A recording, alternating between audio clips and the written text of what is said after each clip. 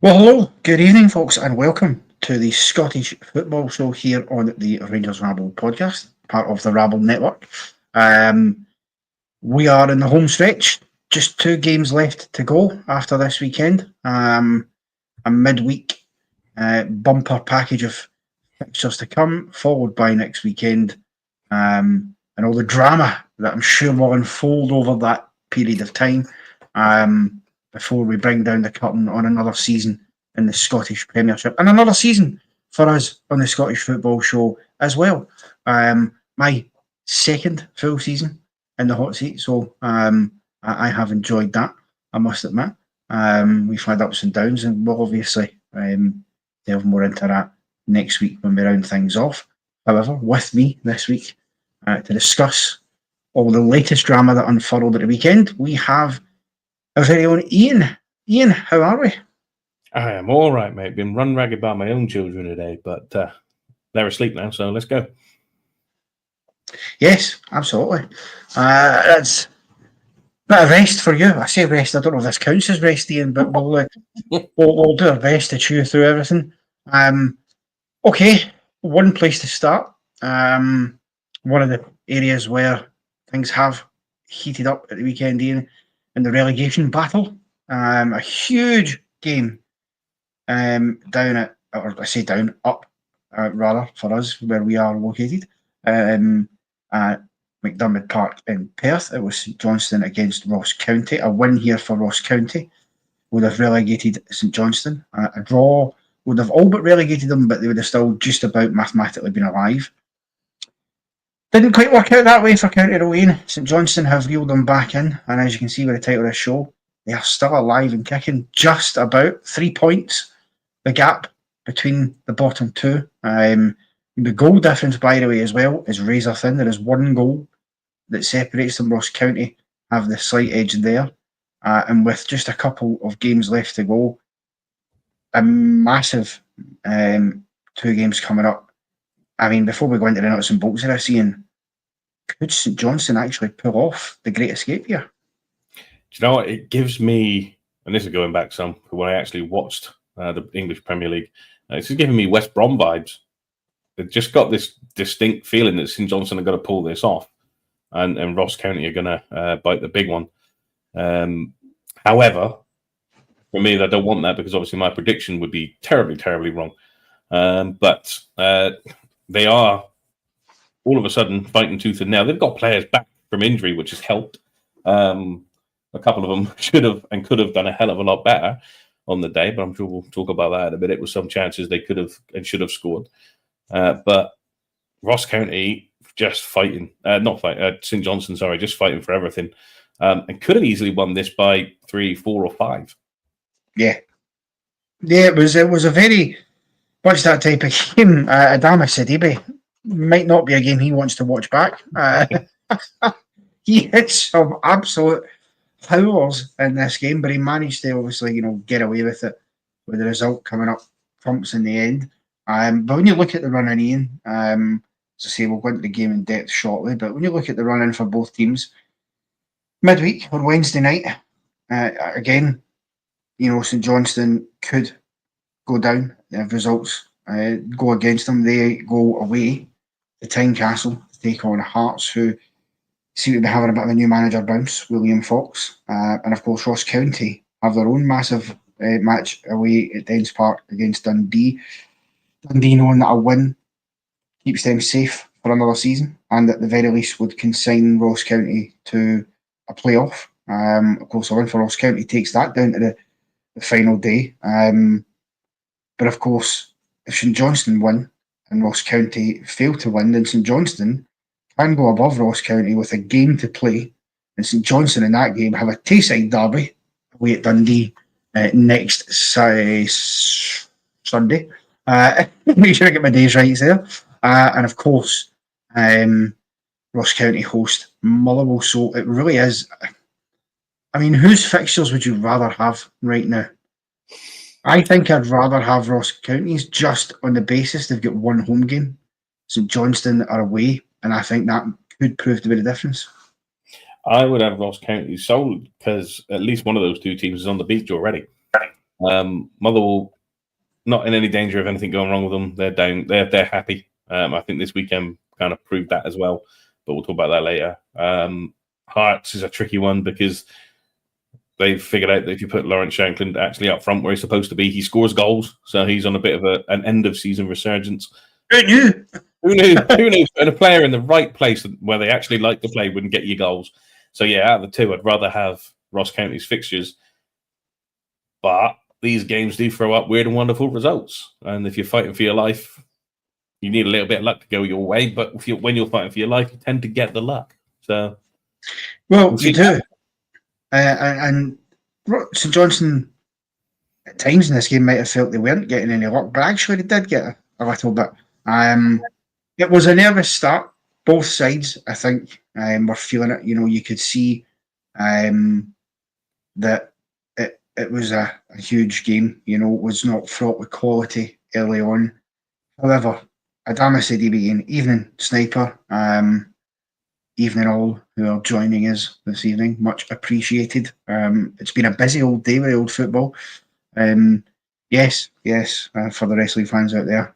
We'll obviously discuss this more next week on the Rabble Wrestling Show, but it was announced today that Sabu, ECW, WWE, TNA, AEW legend, all-round wrestling legend, sadly passed away and is now reunited with his uncle, the original Sheik. So yes, sad news there, but we will cover that on the Rabble Wrestling Show later this week, and it will of course be myself and Ian on that as well. So happy days. But Sidibe, what an afternoon he had, Ian. It all starts with Josh McPake with a brilliant, it's a fantastic delivery across the face of the box, and you're thinking, right, Sidibe's just got to run onto this and batter it into the back of the net. It's a fresh hair kick. Not only does he miss, but he completely misses the ball. It's not even like he makes contact and you go, oh, well, the keeper's made a save, or he just misses the ball. Is that a lack of concentration from Sidibe? How does that even happen? But there's three things that could have happened in that moment. One, like you say, he runs onto it and just slots it away. Two, he's got enough time to actually take a touch and pick his spot. Or three, do what he did. And he chose the third option. That is a massive lack of concentration, or maybe panic, because he knows he's got if he's going to connect it, he's got to go in because it's such a gilt-edged chance, and they might not get many because that has been part of St Johnstone's problem all season. So a little bit of lack of concentration or panic mixed together, and he just swings for the fences and nearly loses a leg with the amount of effort he's put into it, but doesn't connect with the ball. And it wasn't the first one he'd had all day either. He had a list, and at one point while I'm watching it, like, oh my God, are you Cyril Dessers in disguise? Nothing against our Cyril, 29 goals for a season or whatever it is he's had, but it's just, you don't pass up chances like that. If you are a striker, that's your bread and butter. Walk onto it, adjust yourself if you need to. And he's not the only one this weekend either, because there's one in another game. But he has to do so much better. That's something you'd expect to see on a Saturday and Sunday in the pub leagues. It really is. And I mean, Ian, we'll stick on the theme of Sidibe for now, because he was heavily involved throughout this game. He had other moments as well that he made an absolute meal of. I mean, his performance was so poor for me. He's got to do better.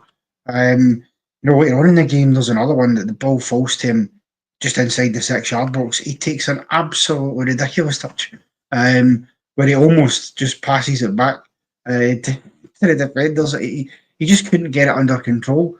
But it did fall to Ikpeazu, who's not long come back off a long injury layoff for St Johnstone, which they'd have been hoping would be a boost, clearly, because you get a striker back in the role at Ikpeazu, and they're not been scoring a lot of goals. That helps. But again, another one where Sidibe's got to score. Yeah, I mean, it seemed to be the tale of the strikers for St Johnstone today is, how have you not scored that? How have you not scored that? How have you not scored that? For each of them. Ikpeazu, you can kind of go, okay, fair enough. He's been out for a while. He's still probably a bit ring rusty. Probably because they're fighting for the life. He's thrown in a little bit earlier than they would like to, just because they need the goals and they need to put somebody else up front. But to survive, these two have got to get them shooting boots on for the remaining games and make the most of the chances they get. Because if they don't, there's only one place St Johnstone are going to end up, and that is back in the Championship. Yeah, and that 16-year stay, which, listen, I think is impressive that St Johnstone have stayed up for 16 years. That is remarkable, and what they've achieved in that time, you can't take away. They'll always remember that cup double, and obviously the previous Scottish Cup win under Tommy Wright as well. They've had some good sides, and they've a couple of top six finishes as well. So you can't say they've not added the drama to the Scottish top flight. But they did get a goal again, finally. They got themselves in front. And fair to say, I think the relief was probably palpable in the ground at that time with the nervousness. Balladoy, I think it's Balladoy. I think that's how you say it. He gets up to meet a corner kick. Good ball in the box. And he heads it into the top corner. It's a decent header. I'm not sure if it's one of those ones he's just get the head on it and just flicked it in the direction of the goal, because if he's actually aimed that into the top corner, given it was almost a header flicked behind him, that would be mightily impressive. But a massive moment for St Johnstone, and a moment just to calm the nerves more than anything else a little bit, and I suppose get their just rewards, because they had been the better team, for to that point, you'd have to say. First of all, what a leap, because that was a hell of a jump. And he hung, I don't know, for a little bit before he got his connection on the ball. His celebration, if you want to call it that, kind of tells its own story, because he was a little bit sheepish in the celebration. So I think, I don't think he's met that full. He's just trying to put it into an area for one of his strikers to put it away, and it's gone in. Looked at the goalkeeper. Could he have done better? Was he expecting it to go like that, considering? But it goes in, and you can feel from the support, definitely, because there actually were supporters there. They actually showed them on camera and everything. That the relief from them, you can see how happy they were. So I think St Johnstone were just, the first goal was going to be mightily important in this game, and whoever got it was more than likely going to win it. But you could feel from that point that St Johnstone did kind of relax a little bit and started to play a little bit more freely. But a massive goal and a great leap. That was the one thing that stuck out for me. It was a great leap. Yeah, it certainly was. Ross County, though, to their credit, Iain, they were not just going to roll over and make it easy for St Johnstone. And about 10 minutes after St Johnstone went in front, just before half-time, Alex Samuel gets a leveller for Ross County. Only his second goal of the campaign. Incredibly, but 4 minutes before half time, you're leading the game 1-0. If you're Simo Valacari, you're thinking, don't do anything silly, lads, see this out and at least get us into half time, leading the game, and then we'll get our team talk, get dusted off, back out for the second half. Guilty of overplaying it here. For the back, I know that it's the modern way of playing football, teams playing out for the back. But when you're a St Johnstone, you don't necessarily have that quality. So it was just one pass too many for me. And Jason Holt, once obviously of our parish, sadly, he basically finds himself in all sorts of trouble, gets closed down. It's a loose pass. It ultimately finds its way to Phillips, who drives down the byline really well. It's a great ball he's fired across. And Alex Samuel getting there, nipping in front of the defender at the near post to tap it in. A bit of bravery for Alex Samuel, because he certainly threw his body in the line to score this one. St Johnstone would have been absolutely kicking themselves, and Ross County, I think, would have been relieved at that point to get level. They would have. It's not like St Johnstone weren't warned, because the same player had a chance not moments before that as well.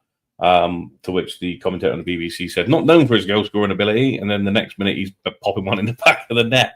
But Jason Holt, he's looking for the foul, and then he's trying to play for the foul when he's on the floor holding the back of his head and all the rest of it.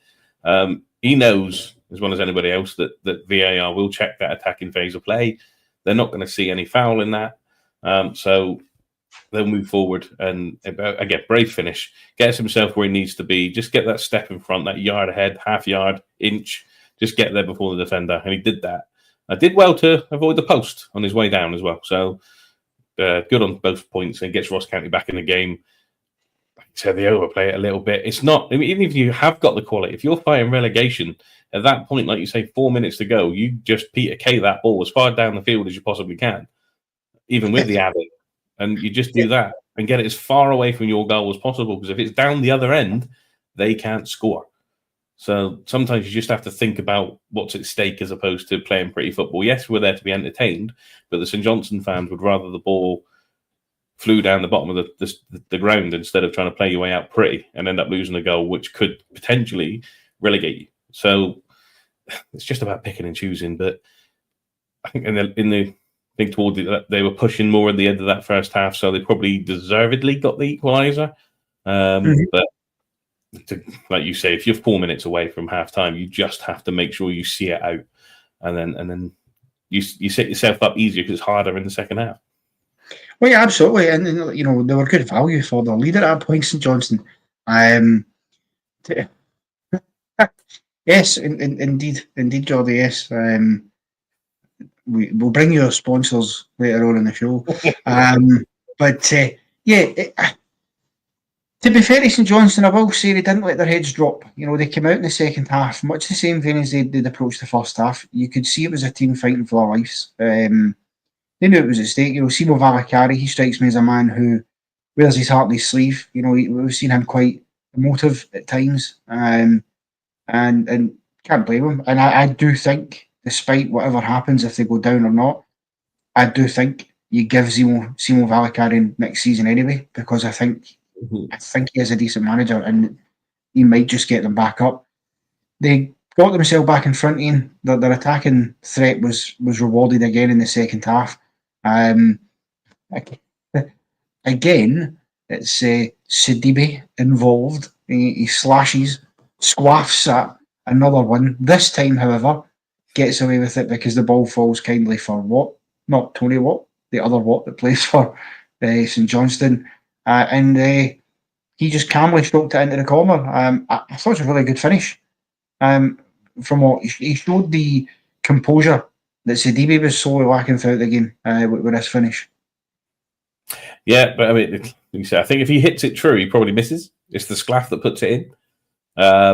But yeah, like you said, they come out second half and they were battling for everything. There was a lot more chances for Sidibe and Ikpeazu. Not too easy names to say, by the way, and to miss and whatnot. So they got the noses back in front. And again, you don't care how you get them as long as you get them. Like I say, in certain games, you don't care if it comes off your fullback's backside in the last 10 seconds, as long as it goes in.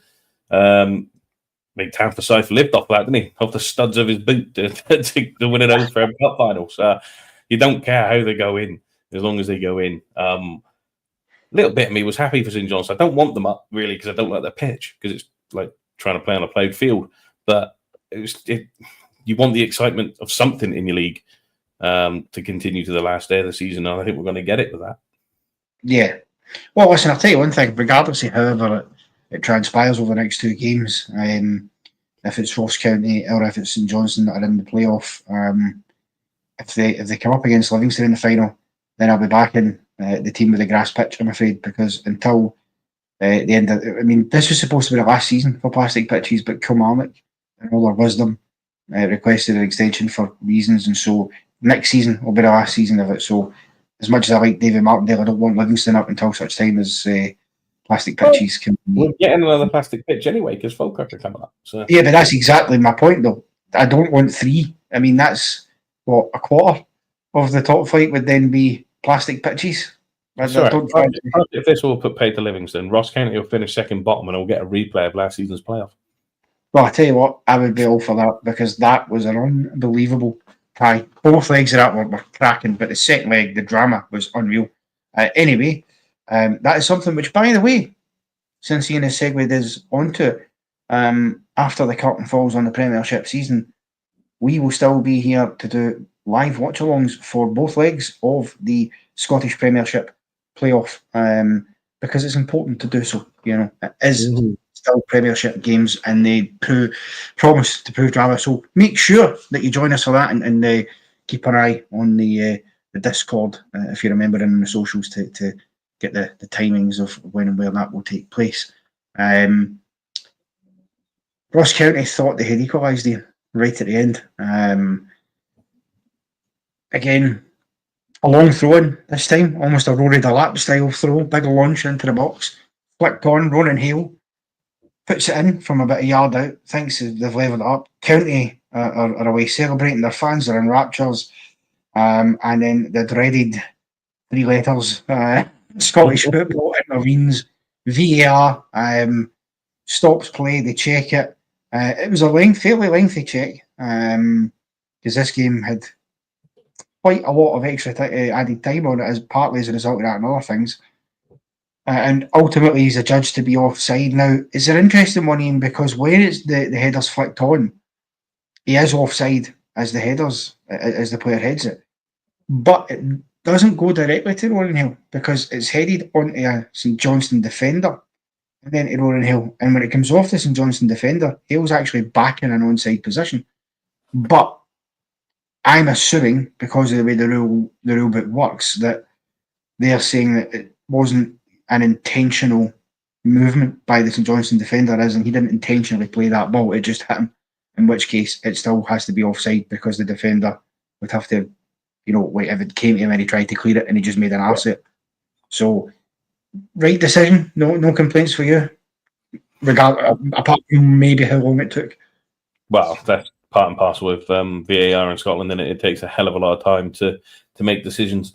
But at first, when I saw it in real time and they scored, and I'm thinking, okay, good goal, good position, and striker where he needs to be, and all the rest of it. And then they got the VAR. I was it must have been a foul or something in the build-up because I didn't see the offside myself in real time. It wasn't until they slowed it down and I saw it. So yeah, for the initial flip he's in that offside position.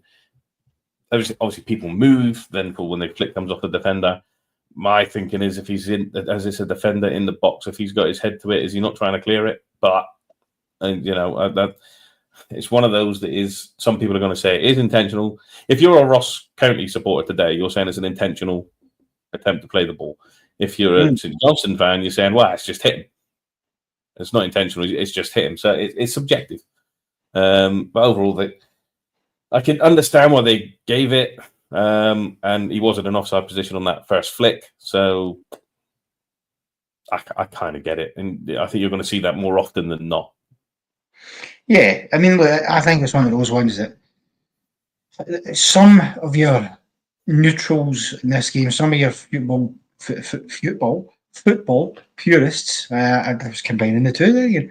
Some of your football purists might say, well, it's okay, he's off for the flick, but when it actually does make its way to him off the defender, he's on, and the romanticist of saying, well, with late minute goals and the drama that brings, some people would think, just let it stand. And I get that, right? There's been occasions where I think VAR has been overly harsh in his take away those moments. I think back to Coventry City in the FA Cup semi-final against Man United last season. Off by a shoelace.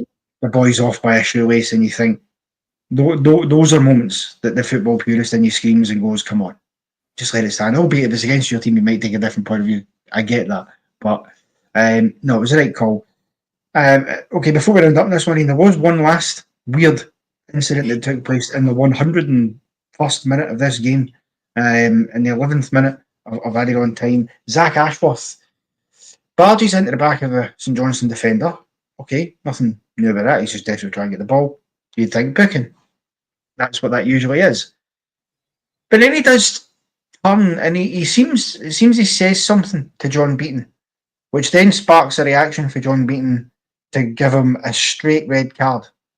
Now, two questions on this scene. Firstly, if he's been red carded simply for what he said, and that's what's been given as a straight red card, well, what on earth must he have said? Because it must have been something pretty dreadful to get a red. Because normally, if it's dissent and you say, call for ref, you might get a booking for that, right? And that's understandable. All professional football players have to understand that if you do that, then the ref can book you. But to see a straight red card, and even then, because my head initially went, well, I wonder if he's given the straight red because he was going to give him a booking anyway for the shove. He's then turned, said something, so he was going to, that's then a second booking he was going to give him, so he's just thought, well, that in combination with that's a straight red. But he would have still had to have followed the regulations there of showing him 2 yellow cards. But he didn't, he just wrote it because obviously with 2 yellow cards and a red, the big difference, because some people, well, it doesn't matter, he's off, he's off. The reason that's important, Ian, for the way the regulations work in football is, of course, if it's 2 yellow cards, you can't appeal that. If it's a straight red card, you can appeal it. So unpick this for me, if you will. I can't unpick it, but when I first, I'm like, yeah, I expected him to get a booking, and I don't. Even at the point when it was on the highlights, Sports Sound. There we go. No, other one, Sports Scene. Christ. But I thought, I don't even know why they're showing this, because it's just a booking in the last minute, and I thought, oh, he sent him off. Let me see the replay. Did he just go through him with an elbow or something? He's just normal, bog standard, pushing the back, down he goes. That in itself's a booking. But yeah, it has to be for something he said to beaten. We're never actually going to know why, because refs don't. How strong must it have been, though? Like, what do you have to say for there's protocols in refereeing that there's certain words you'll let them off because it's a supposedly working class game, etc., etc. But there are certain words that referees will not have anyone say to anyone, even to themselves. So even if they call themselves that they will, there's serious repercussions. So I can only think it's one of those words. I'm going to go with a guess that it's the third letter of the alphabet that it starts with and ends with a letter that's later on in the alphabet as well.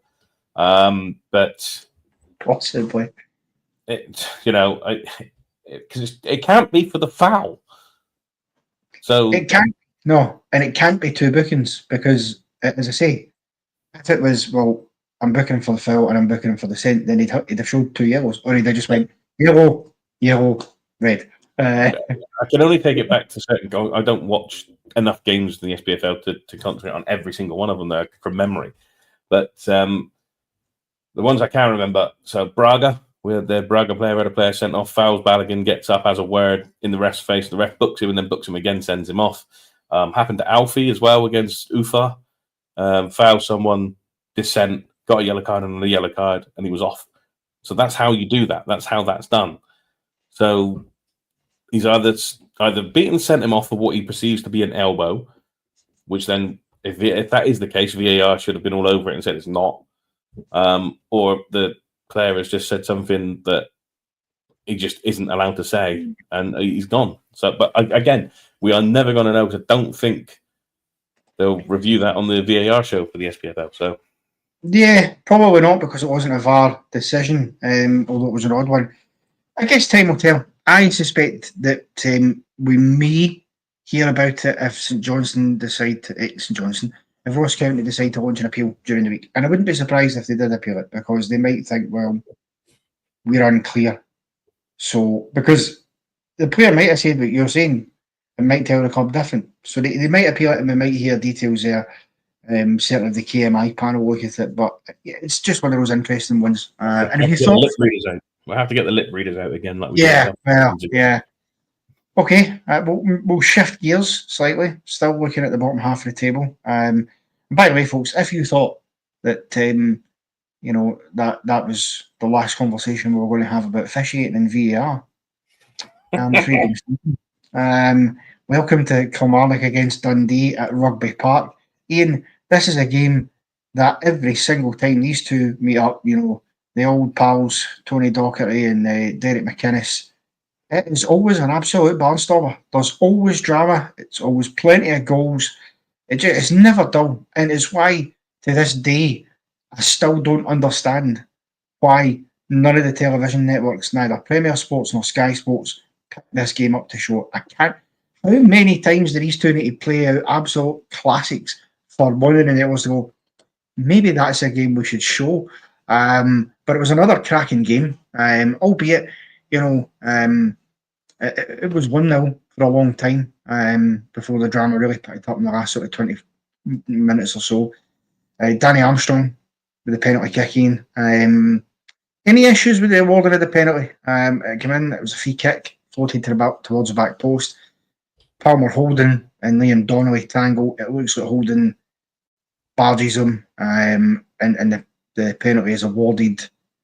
I think it's a Stonewall personally, because when you see the replay, but in real time you're not so sure, but when you see the replay back, Palmer Holden actually has a couple of looks at Liam Donnelly as he's going across, and then you just see that deliberate movement to make the shove to stop him, and that's where it takes it beyond just that shoulder-to-shoulder contact that you can see sometimes in the box.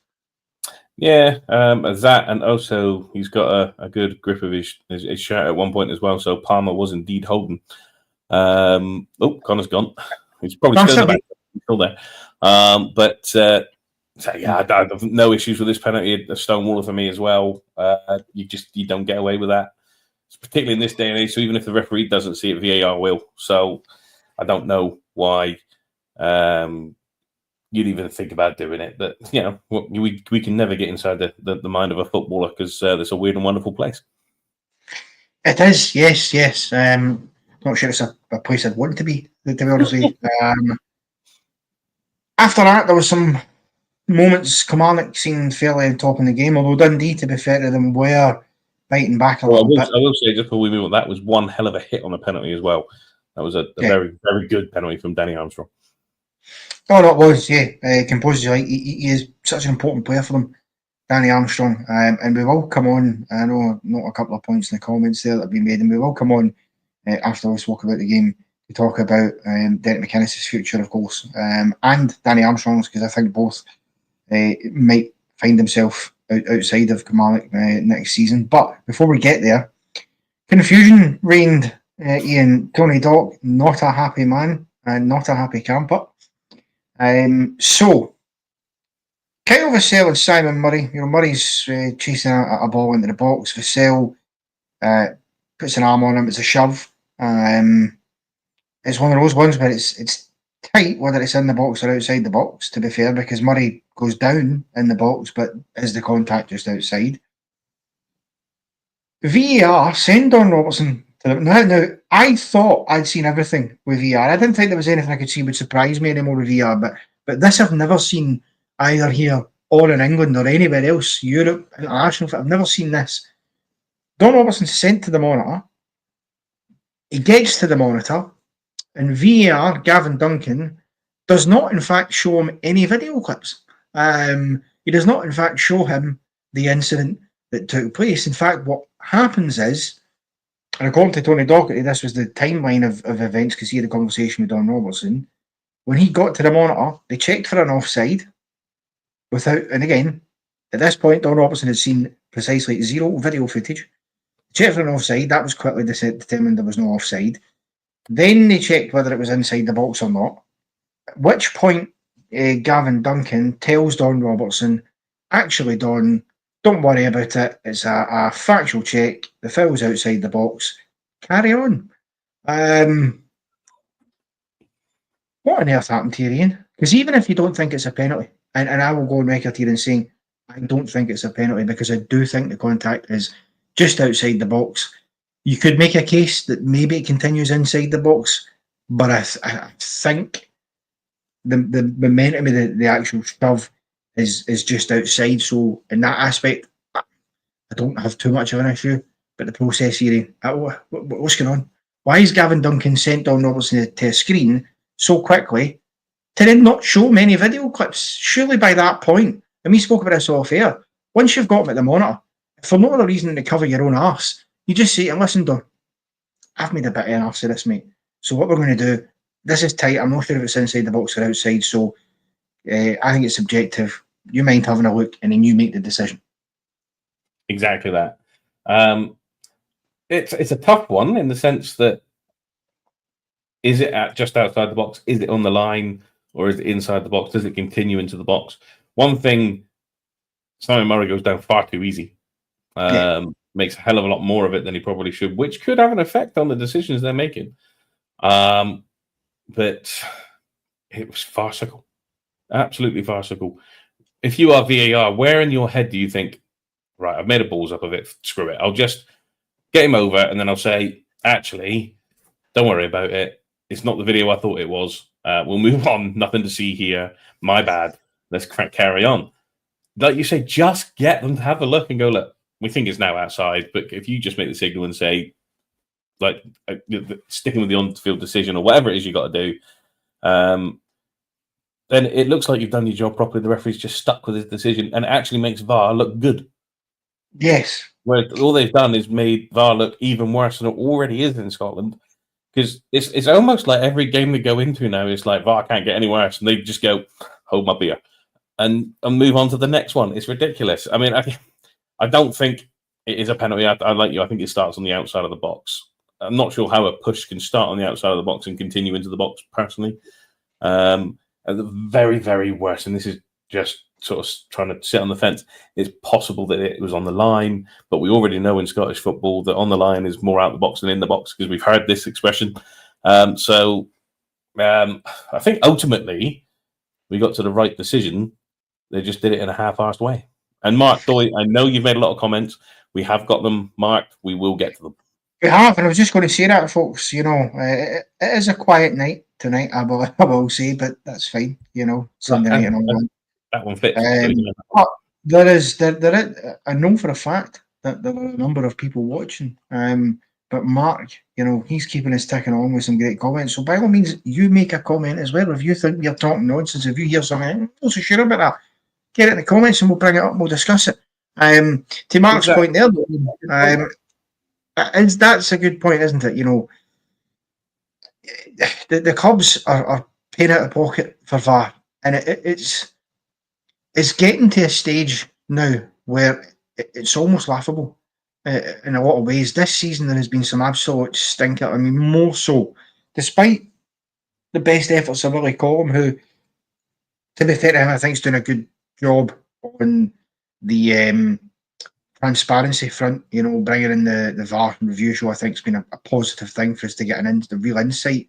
Well, there you go. Shows it's not just Scottish football.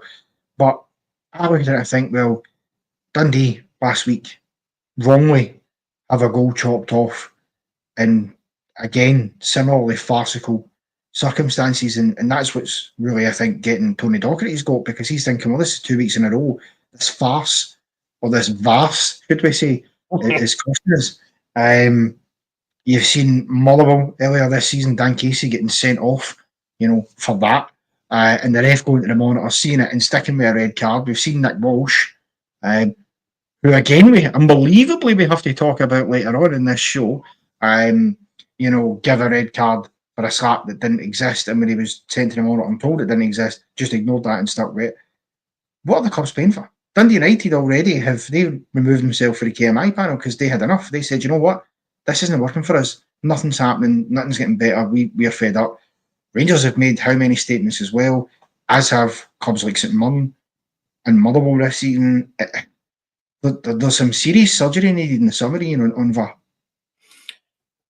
Yeah, I mean, I know to Mark's point saying that, we should get rid of it because it affects transfer budgets and all the rest of it. VAR's going nowhere. It's staying. The only way that VAR disappears off this planet is when one of the big five complain enough and they decide to scrap it. That's when VAR disappears. Little backwaters like ours, we're not going to get VAR gone, and the SPFL won't get rid of it because it helps, is what they'll say. So again, VAR's not the problem. VAR's not the issue. It's the people that use it. Yeah. So they need to be trained. Is that you go down to Charles's point of view, just regarding the people that use it? I don't know how to make that one there today. How the hell do you explain that one over a microphone? I've seen it. I think it's the A-League in Australia do it. They did it at the Women's World Cup or the one of the women's tournaments. They trialled it in the Carabao Cup semi-finals this year in England as well, and in both legs they trialled it. The irony being that the games they used to trial in, there was absolutely no incidents at all. But the only one was that there was one, the first one that got announced, I think it was Simon Hooper. And it was John Brooks, and it was for an offside that Stevie Wonder could have told you was offside, but VAR had checked it, so he had to announce to the stadium, as a result of a VAR check, number 9 was offside, and the whole stadium went, "No shit, Sherlock." But the one place you could try it, because they're very, very good at it and they already do it, is and they might already. I don't watch American Major League Soccer, so but that is one place. If you want to trial that sort of stuff, they are the best at it because they do it for everything. So they do it in the NFL and it works a treat. So everybody knows what's going on. That is a way forward, but ultimately it all comes down to the training that you get to use VAR. And obviously somewhere in Scotland it's not going well, so they need to be retrained. If they can get retrained, but again, it happens in England. I think it's happened again today with the Crystal Palace game. The offside they were given for that or something like that was ridiculous according to the radio. So he must have been like a toenail, literally a toenail offside or something. I haven't seen it, so I don't know. But I don't think there's a country in the world that's happy with VAR. But it's not VAR; it's the people that use it. 100%. Graham, good evening, Graham. Welcome, our resident buddy here on the Scottish Football Show. Joins us most week. Our apologies, by the way, Graham and everybody else, that we didn't get a show out last week. Just an unfortunate set of circumstances that could not be helped. But we always strive to do our best to get shows out, and we are back this week, and we will be back next week as well. So good to see Graham. And he's saying there, Ian, as well, that VAR's been used to put every single decision under the microscope. Referee should be able to have the final say unless it shows an angle the referee in the field can't see. I mean, yeah, that's what, when VAR was first brought in, that's what we were told it was going to be used for. Clear and obvious. That was the terminology they used. Now, admittedly, they backed themselves into a corner with the terminology, clear and obvious, because there was a number of decisions that people started going, well, okay, VAR's sort of came to the right decision there, but is it clear and obvious? So should VAR be used? That's where you end up in that territory. But that's where that's what it was supposed to do. But nonetheless, we'll shift on because, we're 42 minutes into the show and we've not even finished talking about the first 2 games yet. After that, though, Ian, there was more action to come in this game, and it all sparked into life again in the 76th minute. Lyle Cameron, who will be joining up, of course, at Ibrox next season at Rangers, he levels things up for Dundee. Adewumi with a pass, and then obviously Cameron just pops it past Kieran O'Hara. Good goal from Lyle Cameron. Not his last one of the afternoon either, and not his best of the afternoon. No, he wanted it more. That was all. And he gets in there, and that's it. They are going to miss him. That's a player they're going to miss next season. So if they do stay up, which I think they might now, but if they do stay up, then they are going to have to find a replacement for him. They've already lost one. They're one of the main talisman in the winter with McGowan going to Celtic. Now they're going to lose him to Rangers. So they have lost 2 linchpins in the centre of their midfield, and they really need to replace that. Otherwise, they will struggle next season massively. So Lyle Cameron, bit of quality in that Dundee team, and he's proven that today with that. But yeah, I mean, gets them back on level terms. They've just got to hold, because at that point that's like an ideal result for both of them, because Kilmarnock only needed a point anyway to be 100% safe, and for Dundee gets them an extra point away from what would have turned out to be away from Ross County, so it makes their job a lot easier as well. No, absolutely does, yeah. But of course, it was not to last long. The parity in this game, for want of a better term, because shortly after that, Kilmarnock did get themselves back in front. Bruce Anderson with the goal. Liam Donnelly crosses out of the box. Anderson flies across. I've got to say it's a good header. And makes up for the fact that he missed a pretty big chance earlier on in the game. He sort of scuffed it wide. After that, Kilmarnock then go and make it 3-1.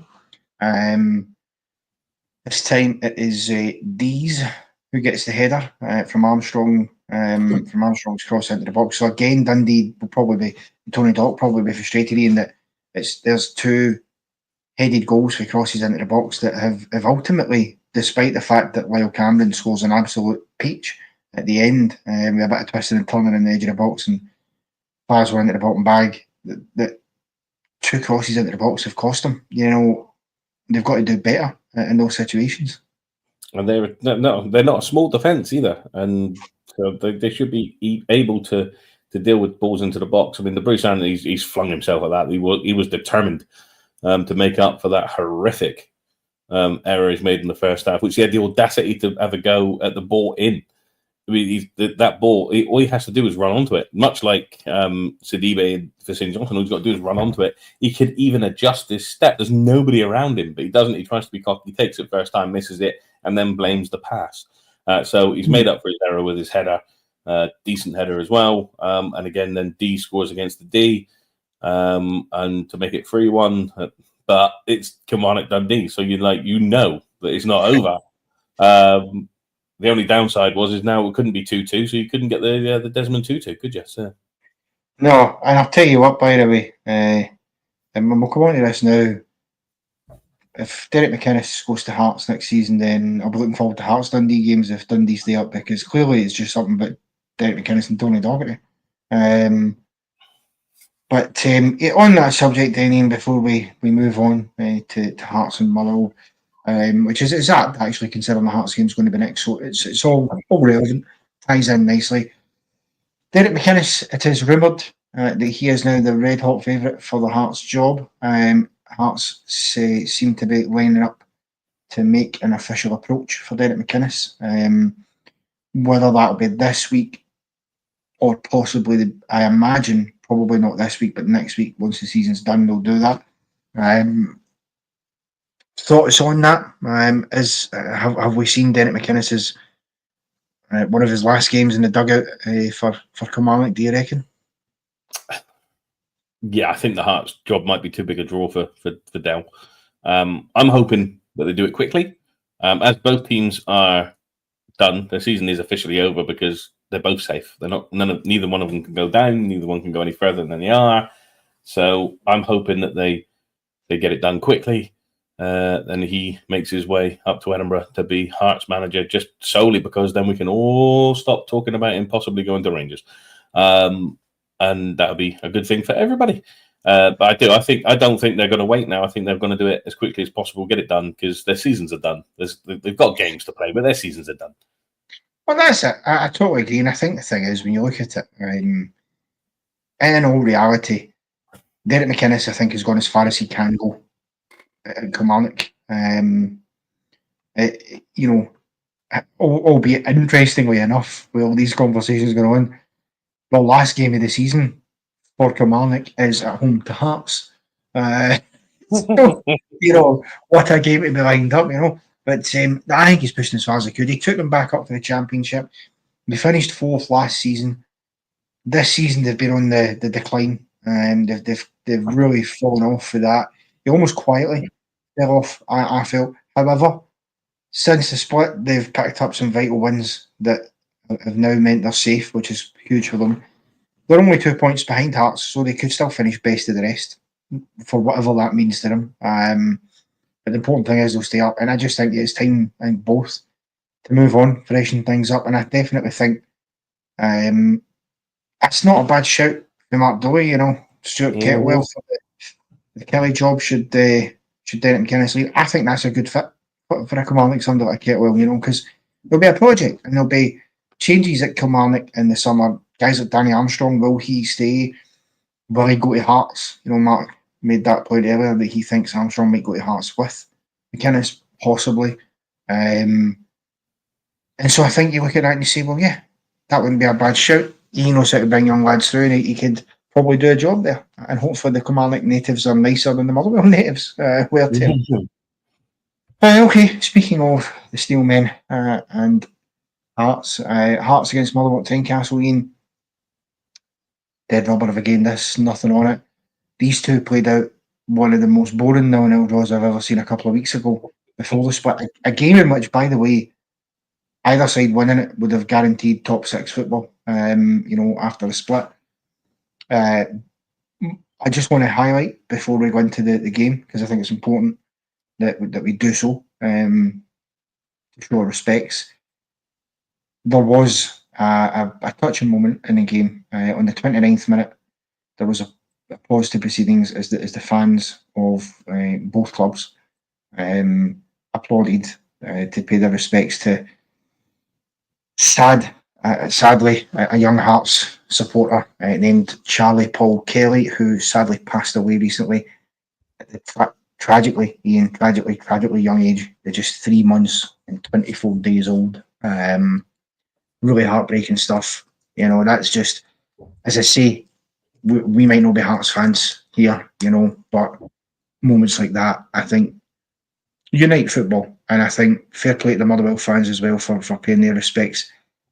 Just a baby, you know, barely lived at all. And unfortunately, cruelly taken away. And our condolences, of course, go to the family and friends of the young lad. And as I say, we applaud Hearts and Motherwell for their gesture. Absolutely, and it's never nice. I mean, the loss of anybody's never nice at any stage. I mean, I've been unfortunate in that side of things, but I'm one of three, and I've lost both my siblings, so I know how a death affects people. But if you've got children, even if you don't, you've got nieces and nephews and whatnot, so you know how precious they are. But to lose one at 3.5 months is just absolutely tragic. And again, like you said, the thoughts go out to the family, and amazing from both sets of supporters. And weirdly, that's roundabout when Hearts went 1-0 up. It is, yes. The 29th minute. The reason it was the 29th minute, by the way, as well, I should say, is because that was the day of the month in which young Charlie was born. But as you say, yes, shortly after that, almost as if the gods themselves were raining down on Hearts. Lawrence Shankland finally finding his fitting boots, Ian, as you touched on earlier. You know, finally being played in the right position up front. And just as the 30th minute struck, almost as soon as we restarted proceedings after the minute's applause, he opens the scoring to put Hearts in front. It's a good finish, you've got to say, for Shankland. He takes it really well. Motherwell not cover themselves in glory, it has to be said, with the defending. They've misjudged just a route one ball for the goalkeeper. And, you know, it's a good play. And, of course, Shankland later on also adds to his tally. And a weird symmetry because he scored bang on the half hour and then he scored bang on the hour in this game. His 2 goals. But, yeah, a real positive for Lon Shankland, you know, maybe a sprightly end to the season for him. But again, amazing what happens when you play a player where they want to play, as opposed to trying this modern football of, right, I know you're a striker, but let's play you here, because people won't expect that. And just sometimes just do the basics and you'll get the best results from it. And you had 2 typical Lawrence Shankland finishes today in the player who's now confident in what he can do in the position that he's in. Because you give Lawrence Shankland a chance in and around the box as a striker, 9 times out of 10, Lawrence Shankland will get you a goal. The reason he hasn't been is because he hasn't been playing in that position. And now he's there. What a difference a couple of weeks makes. Critchley leaves. Fox takes over and just puts him back where he should be, and he gets him the goals. If Critchley had done that, he'd still be in a job. Well, yeah, probably. But yes, there was again some controversy, Ian. Right. This frustrates the ever-loving piss out of me, I have to say. Motherwell thought they had levelled things up in the match. Callum Slattery it was who applied the finish. Now, I'm maybe it's my blue-tinted specs, right? But what happened here was basically the ball's come out, it's fell to Slattery just inside the 18-yard box. He strikes it, scores. Dan Casey is adjudged, however, to be standing in an offside position. Now, he was standing just in front of where Slattery hit the shot from, sort of to the left-hand side, and is deemed that he has impeded the goalkeeper's eye line for the shot from an offside position. So therefore, Nick Walsh on VAR decides that the goal should be ruled out. 2 questions, Ian. If that's the case, right, that this was, that the keeper's eye line, Fulton's eye line, was impeded by Dan Casey, who was in an offside position, which, by the way, when you see the images from behind Cam Flaherty's shot, it wasn't. He got a clear view at it. Then why on earth was the goal from Adam Maeda last week allowed to stand when Dyson Maeda was standing closer to Liam Kelly? Also to his left-hand side, but he was standing closer to when Ida hit his shot. And the reason I bring it up is because it's so similar in terms of standing just to the left of the goalkeeper, clearly in an offside position. Keeper dives, doesn't save it, and it goes in the same corner. It's very similar. And moreover, it's the same official, Ian, because it was Nick Walsh who was the ref on field last week, albeit VAR ultimately stood by his decision. But he sees that similar incident this week and rules it out. So that's the 2 questions. Is it right, and why is it different to last weekend? Now, first things, last week, they actually gave the offside when Ida scored. And it was VAR that brought the attention to Nick Walsh. Now, the only reason I think it's different in this sense is Maeda doesn't actually move. Okay. He stands still, whereas in this sense, the Motherwell player is running across the 6-yard box and jumps over the ball. There is a moment, because Michael Stewart has done his best to plead the case for Motherwell, which is a bit of a surprise, him being a Hearts man and all, but tries to plead the case for Motherwell that the keeper has actually got a moment, and I'm talking a moment, before he hits the ball, where he can see it clearly. And I'm talking a millisecond. So the minute it hits his boot, he can no longer see it. And Michael Stewart's saying that's enough time for him to make a decision that the player's not in his way. This is correctly, in my eyes, given as offside. It is frustrating coming off the back of next week, because I do still think that Maeda is in an offside position and is affecting play. He might not be interfering, but he's affecting play, because Kelly does have to take him into account. Because if he sticks a boot out and it hits his foot, it's going to go in a different direction. So I've got to be prepared. And compared to Dan Casey, he's in such close proximity as well. He is. But the difference is that Dan Casey runs across the box with Maeda stands still. Yeah. No, I agree. I agree. So this one for me is he's offside. He's impeded the goalkeeper.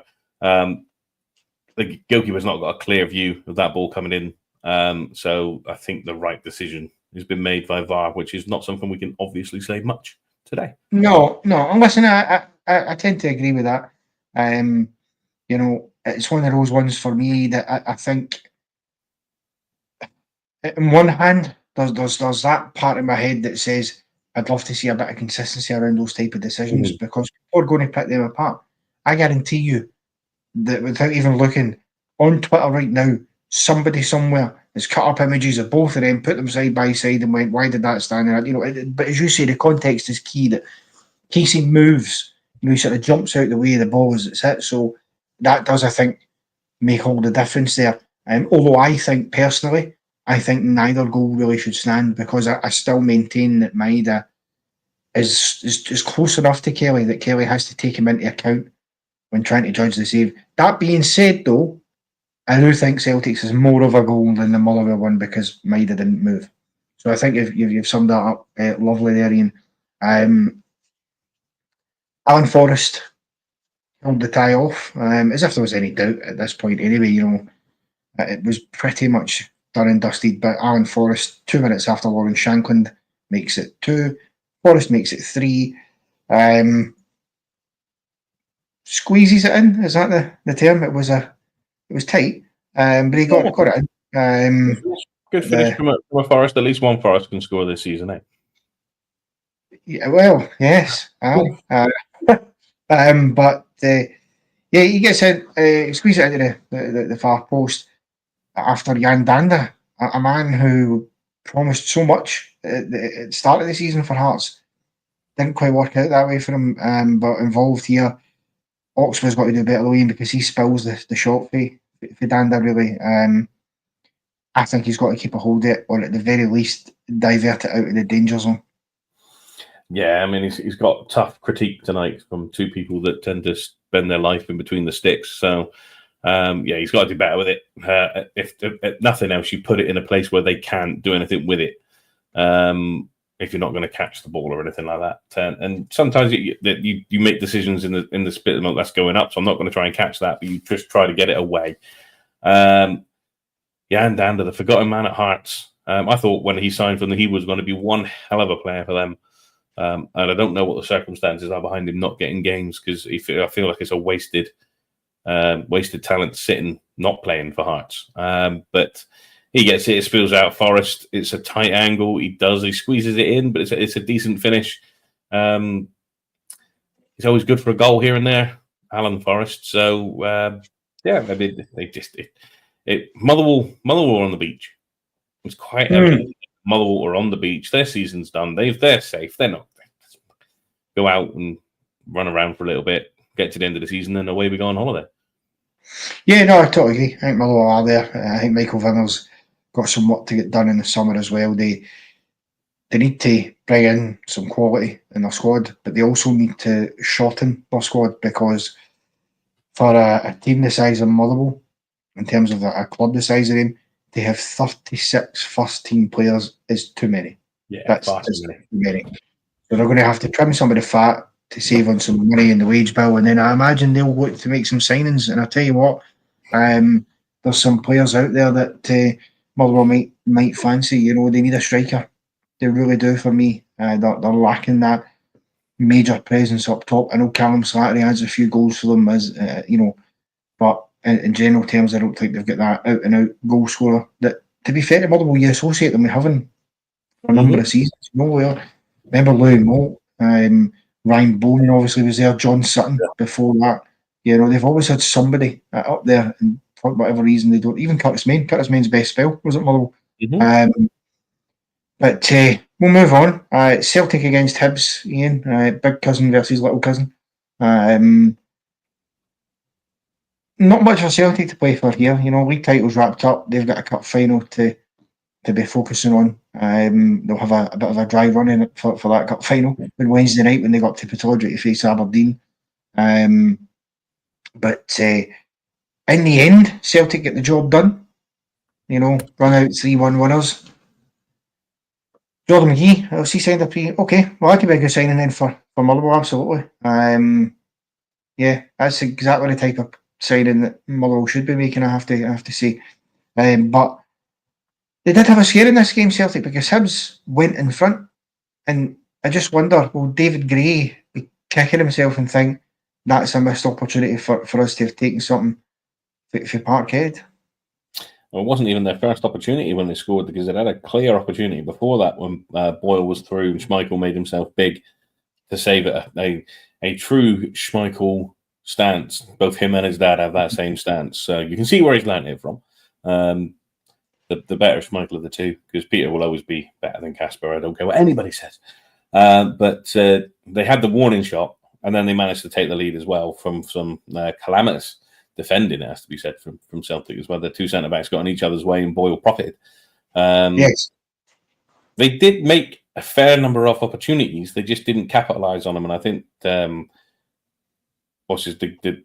ex-manager of Queen's Park in St Johnstone, who was on the sports scene, his name, Callum Davidson, said if you're going to get chances like that against Rangers and Celtic, I don't know why he included us, but if you're going to get chances like that against Rangers and Celtic, you've got to take them. Particularly at Celtic Park these days, if you're going to get a chance like that, you have to take it. He did with one, but he had more than one opportunity to put them to the sword today, and they blew it. So I think David Gray will be looking at this game after and thinking, what could have been? Yeah, I think so. Absolutely. Especially when you look at the fact they're 1-0 up with 5 minutes left to go in the half, and then Celtic get themselves level. Nicholas Kuhn with a goal. But the defending's too easy. It's too easy to get past for me, because it's a decent ball over the top that's played, but they get caught. I almost in two minds of playing the offside trap, and then I can't remember what it is, but one of the defenders gets dragged away by Adam Mida, which, to be fair, it's a good forwards run for Adam Mida to create that pocket of space for Nicholas Kuhn, who gets onto it and rounds the goalkeeper. Oh dear, there goes my phone. I had to slot it home and level up for Celtic. And then, of course, 4 minutes later, Ian, just when you're thinking, right, okay, we've conceded, but we'll get in level at half time. 4 minutes later, Adamida himself makes it 2-1. And again, question marks over some of the defending for both sides, it has to be said, but Hibs certainly not doing themselves any favours. I mean, the first goal, you can't take it away from either. It's a good, intelligent striker's run. He takes the defender with him. The ball carries on through. Coons made the run. Tidy little finish. You see that second goal, though? If I'm David Gray, I'm pulling out whatever I got left of any hair on my face. Not just my head, my face. Because I think there's more on his chin than there is on his head. But the fact that Celtic at the ball, they turn, they touch. They pass it to McGregor, who turns, they touch. He looks, has a freedom of Parkhead to play a ball, to Rio Atati, who takes a touch, turns, has got the time to look up and see who's running. Adamida plays him straight in. No Hibs player near any of these players. Not one tackle, not one attempted block, nothing. If I'm David Gray, I'm going mental. And if he did, I don't blame him, because it was too easy for Celtic, that second goal. They're on the up because they've equalised. Again, it's much like the St Johnstone game. You've got a few minutes to half time. If you can't go in 1-0 up, which is always difficult at Parkhead, if you can't go in 1-0 up, make sure you go in level, if nothing worse. And they just and I mean, you think as well, having played reasonably well in the first half, created some big chances, some problems, as Graham points out there. Celtic do tend to look vulnerable, more vulnerable defensively when Carter Vickers isn't playing. I'm not sure why he wasn't in the squad. I don't know if he was injured but just resting for the cup final. Yeah, fair play. He'll certainly not want him to miss the cup final, that's for sure. Not that we'll have a lot of defending to do in that game, but I think that's a great point by Graham. But for Hibs, though, okay, it's a body blow. You've went from 1-0 up to 2-1 down in a flash, but we're still in the tie, still in the game. Game's not done. But they don't start the second half at all very well. Hibs and Rio Hatati just before the hour mark basically signs, seals and delivers all 3 points for Celtic here to make it 3-1. And as you say, Davy Gray, for whatever hair he'd had left, he'd have still been pulling out, because it's, again, you're wanting your side to, you're going in that second half thinking, right, okay, keep it to 1 as long as we can and try and create some chances to get back into this. And so to concede so soon after the break, well, it would have been a real disappointment for me. Yeah, and as much as we can go on about Hibs and they should have done this and they should have done that, and if you're David Gray, you're pulling your hair out, which I've already explained, particularly in that second goal. If you give quality players the chance to show how quality they are, they will punish you. And Celtic have got quality players in their team, whether you like them or not. Yeah. Coons a quality player. Hatati is a quality player. I mean, he's going to leave that club at some point and he's going to go for big money. Considering they paid, I want to say 7 million for all 3 of the Japanese players when they brought them in. They've already made that money back. So there's all pure profit for them, and that they are quality players. But if Hibs give quality players time, then quality players punish you, and they did time and time again. They did it today, and they got rightly punished. Yeah, no, they absolutely did. And that's sort of that, 3-1 it finishes. It leaves some interesting reading in the table in terms of, and we'll come on obviously to speak about Aberdeen and Rangers at the end, because they were in action today as well. But it leaves Hibs sitting still in third, but just 3 points above Aberdeen. Hibs, however, do have a vastly superior goal difference. And 2 big ties coming up. Aberdeen are at home to Celtic on Wednesday evening. Meanwhile, Hibs travel away to Graham's buddies, to St Mirren, which Paisley right now, Ian, is not a place I'd want to travel to. And I think Hibs will be very, very happy in the knowledge that, despite the fact Aberdeen are at home, that they're playing Celtic. Because I don't think it's a banker that they get 3 points in Paisley. Nope, it's not. I mean, neither team's got an easy tie. Because St Mirren have still got things to play for, because they can still sneak into that European place. So, out of the two, you're probably thinking that maybe because the league's done, they're resting players for a cup final. They might not be all at it. They'd all want their place in the final. Aberdeen's a tough place to go for any travelling team, etc., etc. That maybe Aberdeen have just got the slight edge, but it would surprise me if St Mirren will surely be buoyed by the fact that we're coming on to them next, but they're 2 points behind Dundee United. Mm-hmm. The Dundee United, of course, travelled to Ibrox on Wednesday night, which does mean that the M8 is going to be awfully busy, by the way. We're a game in Paisley and in Govan, but St Mirren will surely be thinking, right, Rangers should do a favour for us at Ibrox, so we need to go out here and try and get a result against them. And they're going to be up for it. Yeah, they're definitely going to be up because they've got things to play for. I know what Aberdeen and Hibs are kind of do, but they're both probably looking at it and going, all right, tough weekend this weekend. As you say, Hibs probably safe in the knowledge that Aberdeen play Celtic, so they're going to get beat, which I do think will happen. But I just think St Mirren can put a spanner in the works this midweek. So I think if I'm going to choose games in the way that the season's gone, this wouldn't be surprising. Celtic beat Aberdeen, St Mirren beat Hibs, Dundee United beat Rangers. Wow. God, he's even predicted a Rangers defeat. Jeez,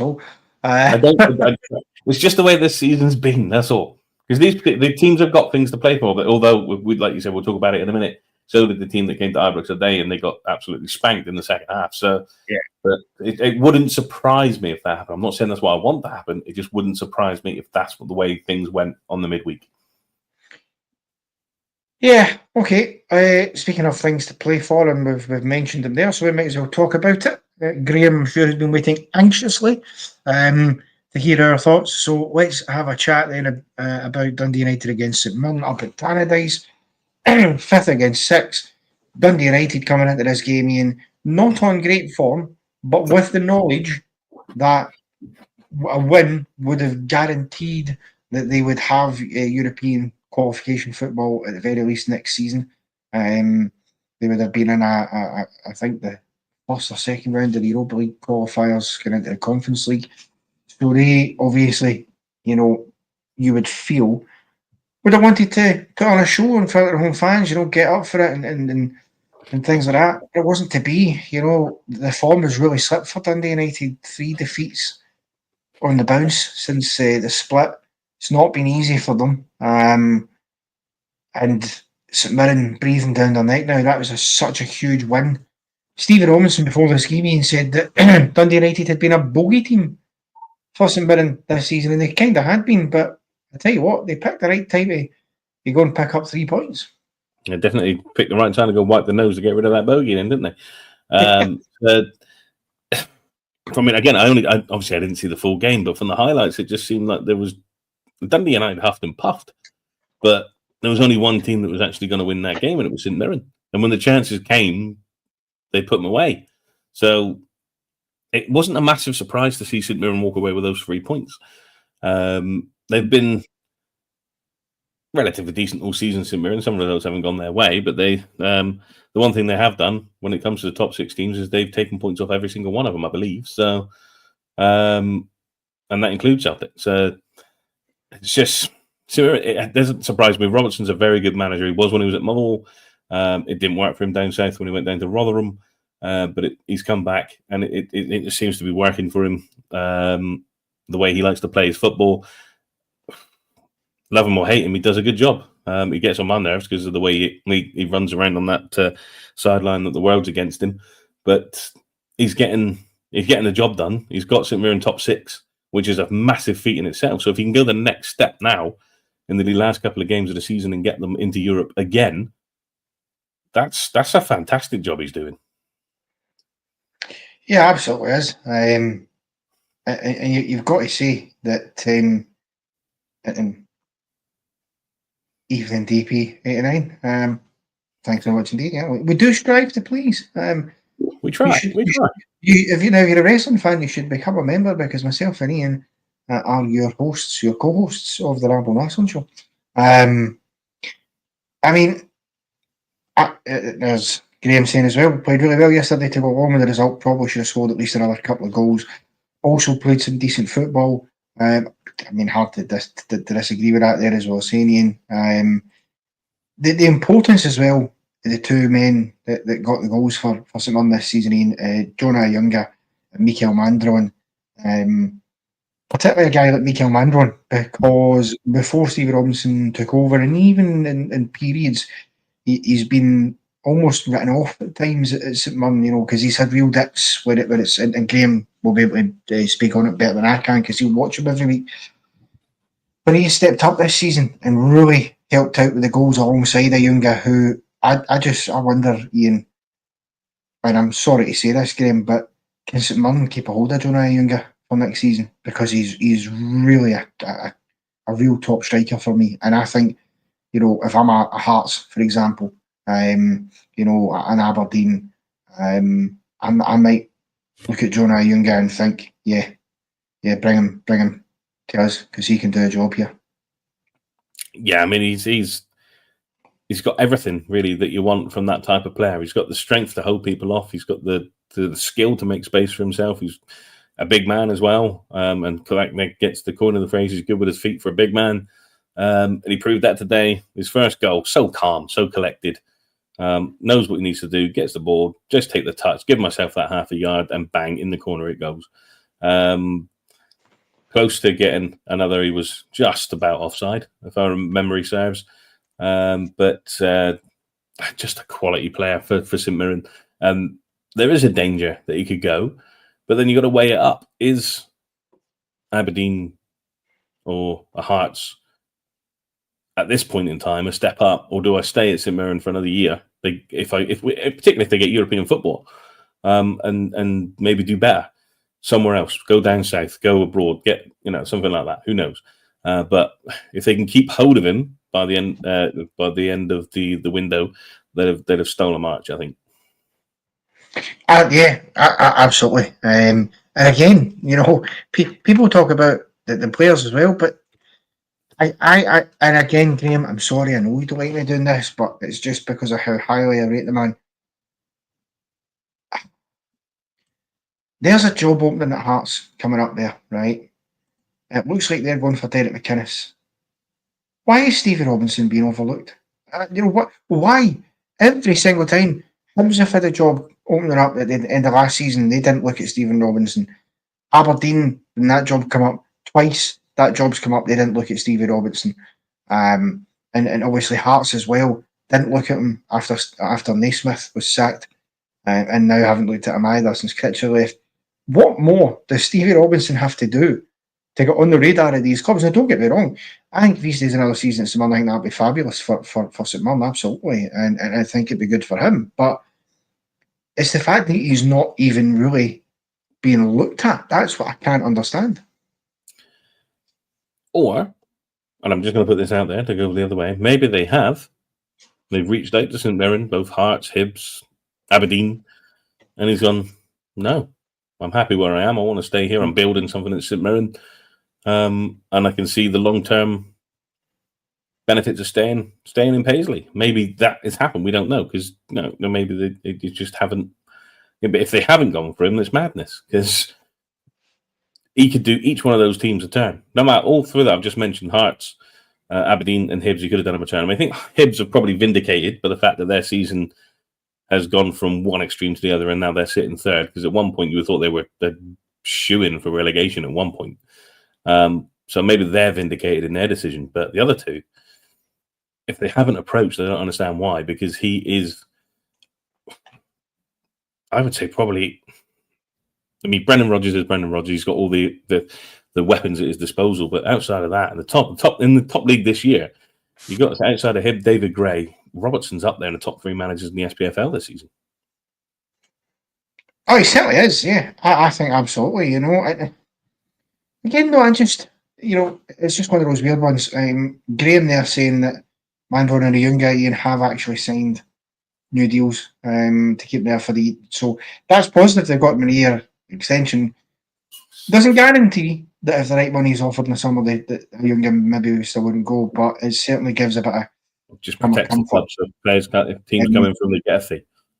Yeah, absolutely. In terms of Dundee United, Ian, when we have a look at them, it's got to be said that one feature that seems to be becoming prominent for them in this run, which has not been something you could say often this season, is their defending is becoming poor. The second goal in particular for a Junga, it's dreadful. I mean, it's brilliant for a Junga, but it's dreadful defending. I'm sorry, but what are they doing? The thing is, the goal comes from the St Mirren half, and then it's miscontrolled. I think it is for the defender as he tries to get a total. He loses out, and then Ayunga has all sorts of space. But you're then looking at that going, he's still got to be closed down. The option is still there to do it. You've got, I think, is it Adebayoga? I think it might be, or Sergio, one of the two, who's near him, but he just sort of twists and turns in a little bit, finds that wee half yard of space, and through the legs it goes. Great finish to the bottom corner, but you spoke earlier about David Graphill, and you said it. Jim Goodwin must be the same with that defending. I know they're in the box seat for 15, but defending like that, they're going to struggle. 2 games left in the season. The way St Mirren's form is at the moment, there's no guarantee that St Mirren won't catch them and jump above them. That defending for that goal was awful. There was 3 in a line in front of the goalkeeper, so the goalkeeper had no hope. You can see the way that he dives, that he sees it extremely late because he's got 3 defenders in front of him, and any one of those 3 defenders could have closed him down. It's not just the one; it was 3 that could have done it. So the defenders beginning to let them down. It's a bad time of the year for that to start to happen, because you need to be switched on, because little tiny mistakes now can cost you so much. So you don't want to end up in that 6th position if you're Dundee United, because you've been in and thereabouts for possibly 3rd for so long. You don't want to end up in 6th and get nothing. But then again, maybe they're looking at last season getting spanked 7-0 in the when they were playing. So do they want to go through that again? But for the club, they need that European place, because that brings in it. It's not a huge amount, but for Dundee United, it probably is. It brings in money from the European sides. So they need it, and if they don't buck up their ideas defensively, they're not going to get it. No, I totally agree. And you know what? They've had such a good season, Dundee United, to this point. I mean, they were 3rd at one stage just a couple of months ago. And as returns to the top flight go, I think Jim Goodwin has done a very, laudable job, and he's certainly not done his credibility any harm. That's for sure. And listen, and I'll throw this out to you, Graham, right? Just as a question, I don't think it's ever likely to happen, but should Stevie Robinson leave St Mirren, would you take club legend Jim Goodwin back in the dugout if you're Dundee United? But nonetheless, if St Mirren get European football, I think it'd be tremendous. Charles there saying that Mikel Landon played for his local team, was so hot and cold, what an amazing season, but he was there for 2 or 3. He's then clarified that when he says local team, he means Gillingham, so at least we know he doesn't mean the Dog and Duck pub team, you know what I mean? But yes, we shall see what happens. And I agree with Graham there, by the way, just before we move on.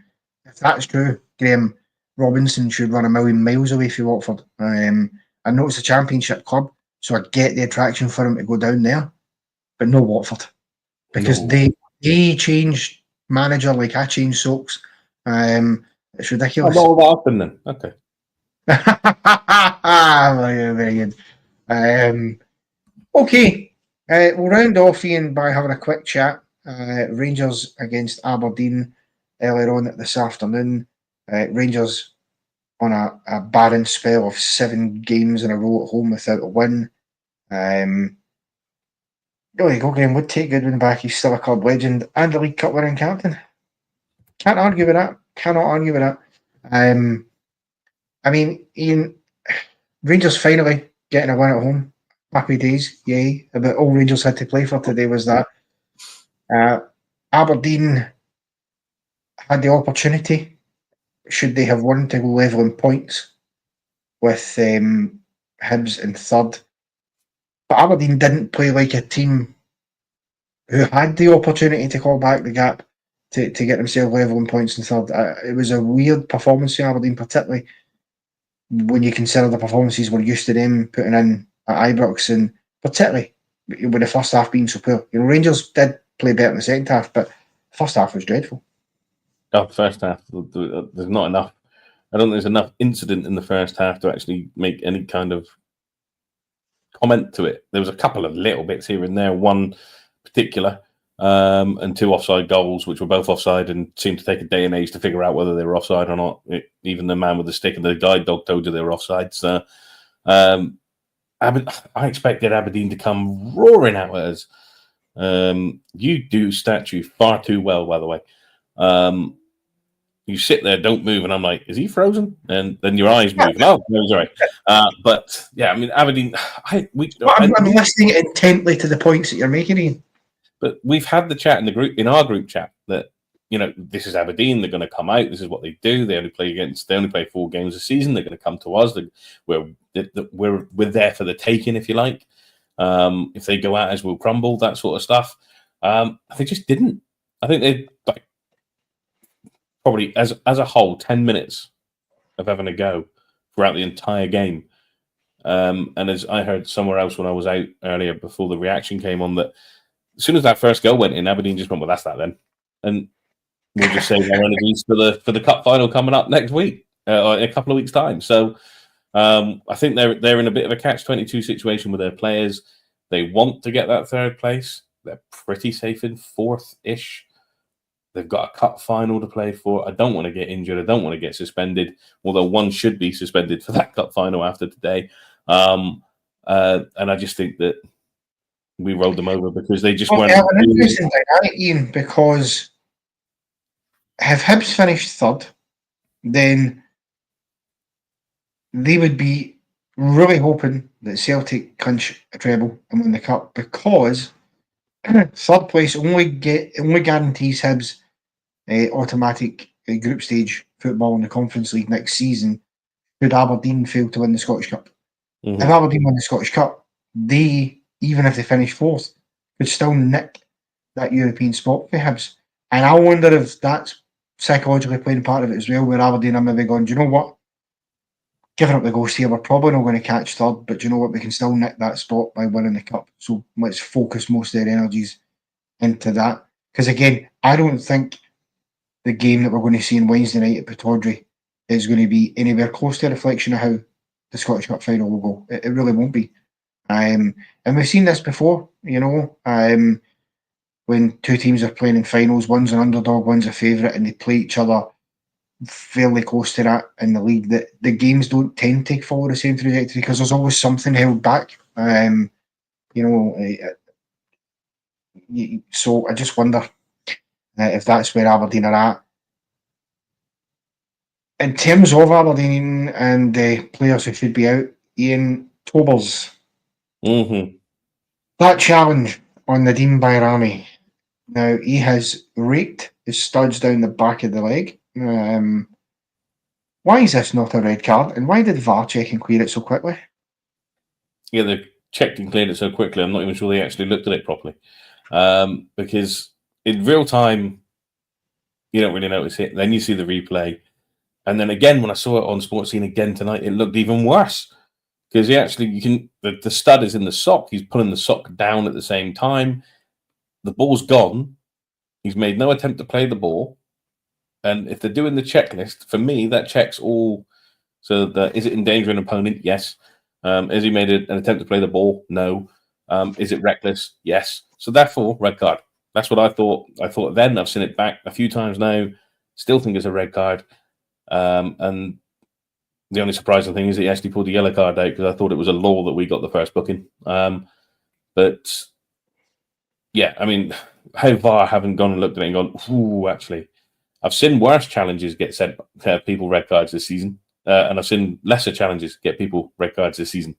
So I don't know is the answer. I don't know why that's not a red card. It should be. I don't know if they still do that compliance officer stuff, or if it's now done because VAR have said there's nothing to it. But if they look back on that, surely they'd up that punishment. But I doubt that. No, I don't see that happening either. I touched on it earlier in the watch all and the reaction when Alex asked me the same question about it 3 times, but in different words, so I had to try and scramble to find different answers. I was listening. I heard it.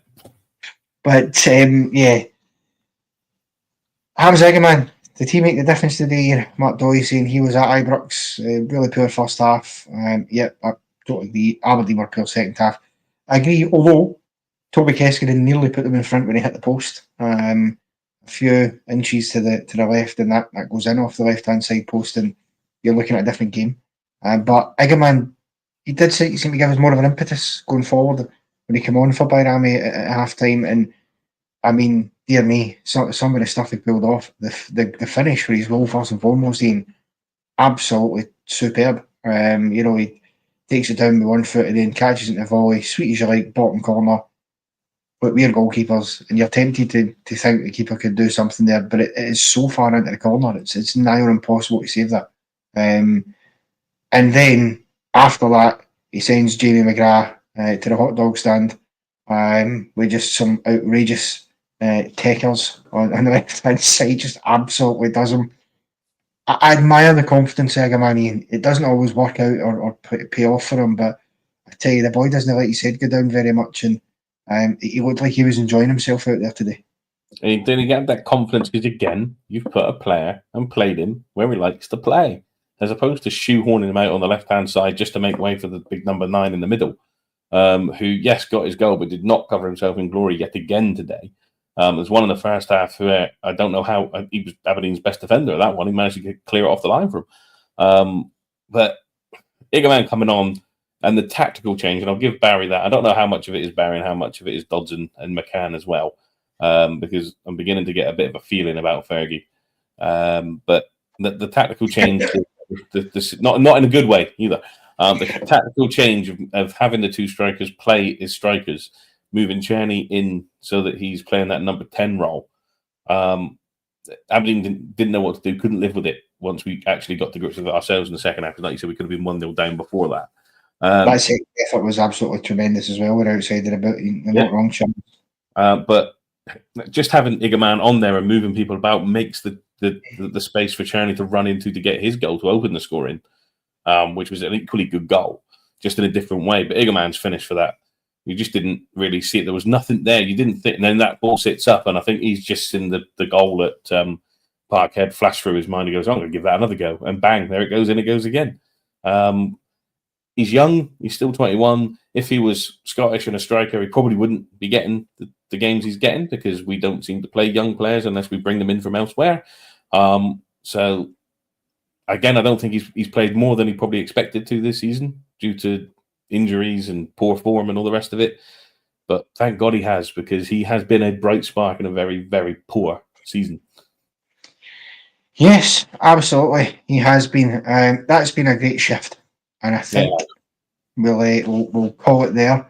I've done a hat trick of shifts today. I wasn't even scheduled to be in the watch along with the reaction today, but the dirty stop out that is our gaffer unfortunately couldn't make it. So see what happens when you win a match on the Rabble Mania and he goes off celebrating for a whole week.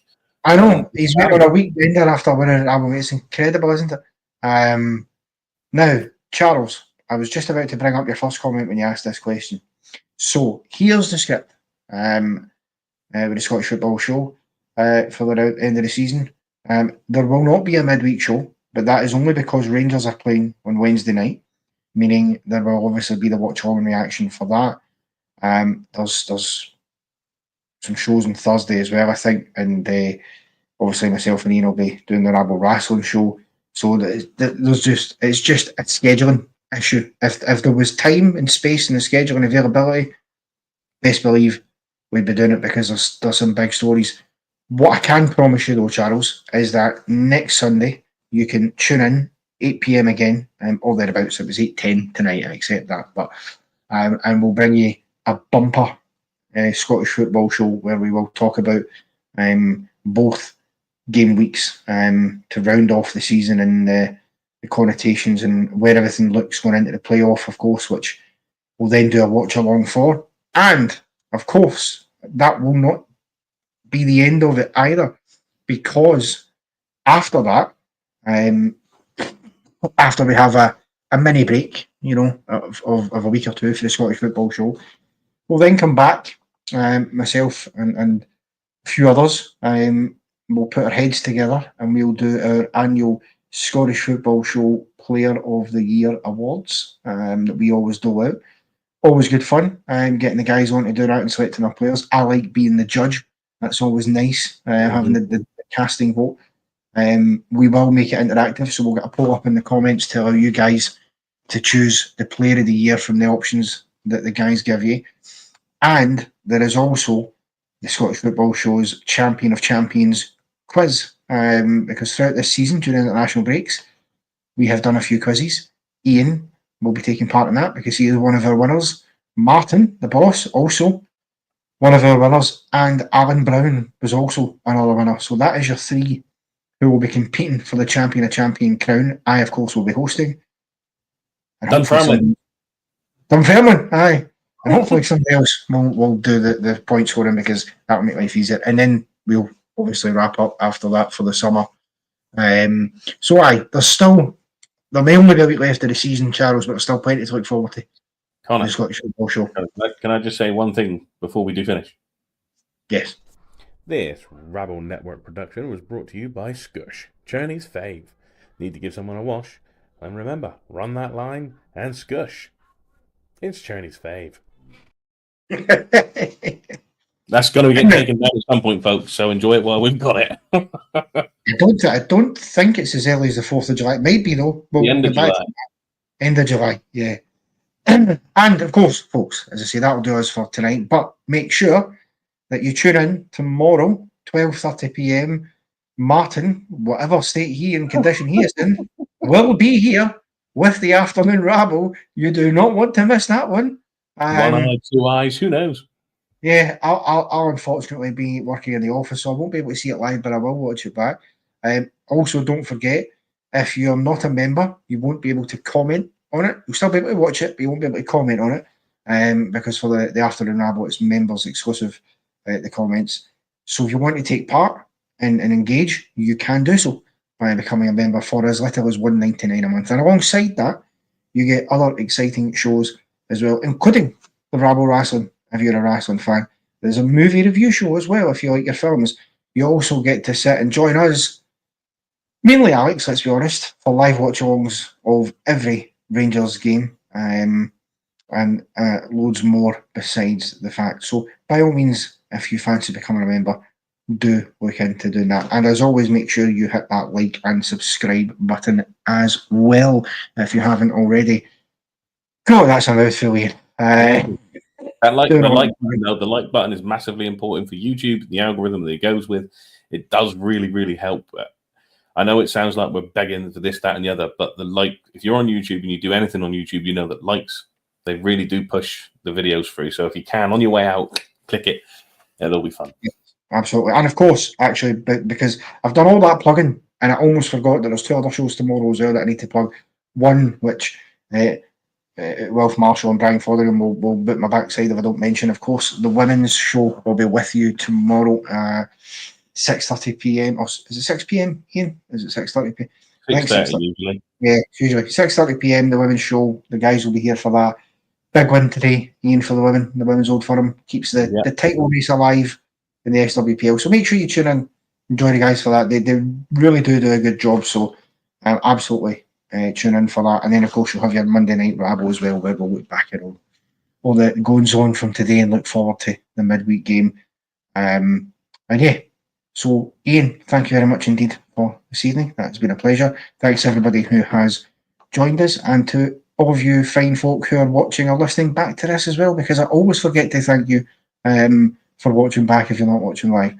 Until tomorrow, enjoy the rest of your night, and we will see you soon.